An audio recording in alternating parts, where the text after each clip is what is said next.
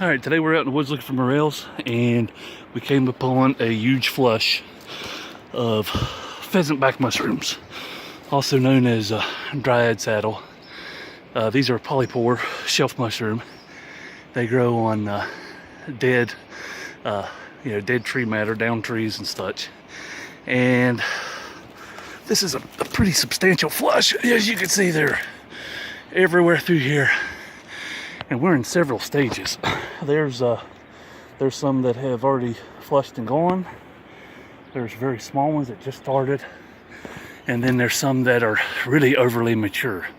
These here, compared to the size of my hand, about hand size, I would pass on these. They're probably far beyond their edibility. I mean, they're not poisonous, but they'll be woody, they'll be really tough, and they'll be not very pleasant. But as you can see, the little dark flecks almost look like feathers. That's one of the reasons why they're called pheasant back. And they are polypore, like I said, so no gills on these. They've just got pores on the bottom. And they'll grow. You'll see singles sometimes. You'll see clusters like these. You can see they're all the way up into the roots, the uprooted roots of this tree. They're just everywhere. But it's not a choice edible. And some people dislike the flavor enough that they won't even, eat it. It's okay. You want young ones. If a knife slides through it easily, that's the kind that you want. If you gotta, put a lot of force on it, it's probably beyond what you want to deal with.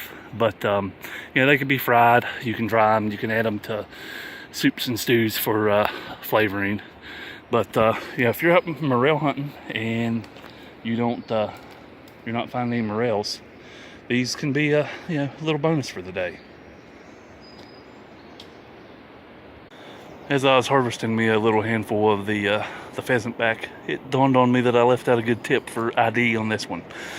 The smell of these when you're picking them, when you're cutting them, it smells like watermelon rind or cucumber.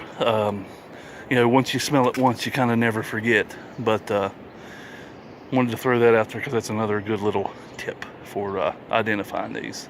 And they're everywhere. You can see them even down further into the holler on this log. So this was a huge find.